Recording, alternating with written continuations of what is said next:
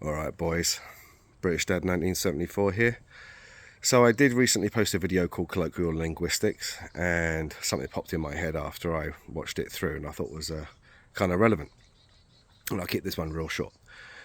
Definitely, I am, as you can tell, I'm British. I live in America. I've been here 20 years. I'm 51 years old. There are language differences. It happens all the time.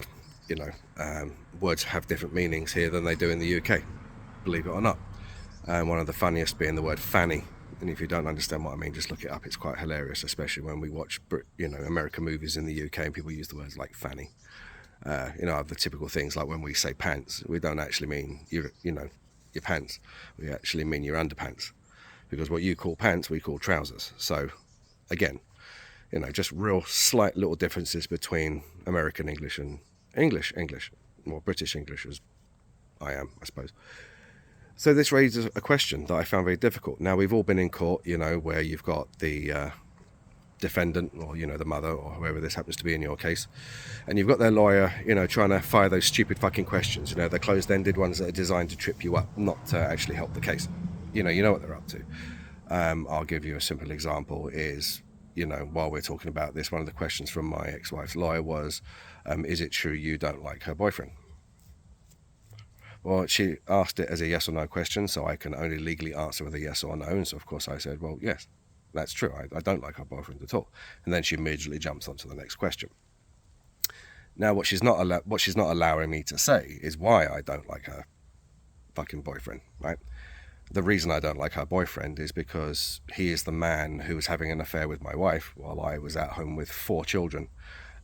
2 of which were babies at the time, and I was doing night, diaper changes, the feeds. I'm literally doing this solo with 4 fucking children, taking care of the house, while she's actually off having this affair. So I was taking care of my children, 2 of which I do not have custody of, enabling my ex-wife to actually have this affair, and he's the man. She ended up with him. So, you cost me my wife, you cost me 2 of my children, you cost me my house that I had only purchased 2 years before. You cost me my business, because this all happened during COVID, and with the divorce and COVID, my business was completely obliterated. I have since started a new one, which I'm struggling very hard to keep going while I'm doing other legal proceedings and spending a lot of money on lawyers for this other case I'm on.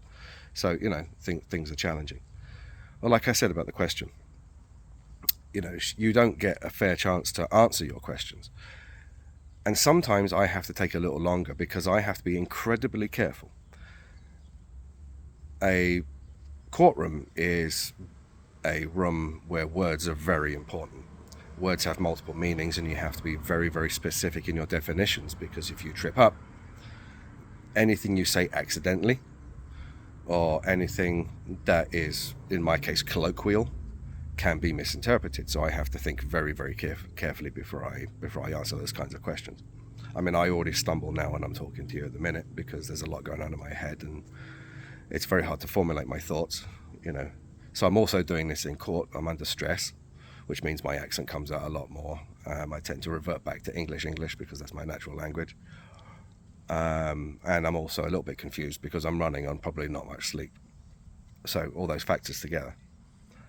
Now I'm curious at this point, how are people having issues themselves with that kind of thing, trying to watch their language in court, or being, intentionally tripped up while they're trying to take advantage of something, whether it be a cultural difference or how tired you are or trick questions and all those kinds of things. I would love to hear about it.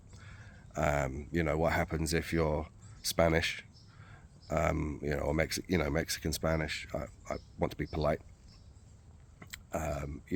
What happens in court if through anger or frustration or tiredness, you slip into Spanish? I mean, what happens? Do you have an interpreter with you? What happens if it's a language that is harder to get help with? What if you're Russian? What if you're Hindi? I mean, how does this work? Like, what kind of protections do we have in place for that kind of thing?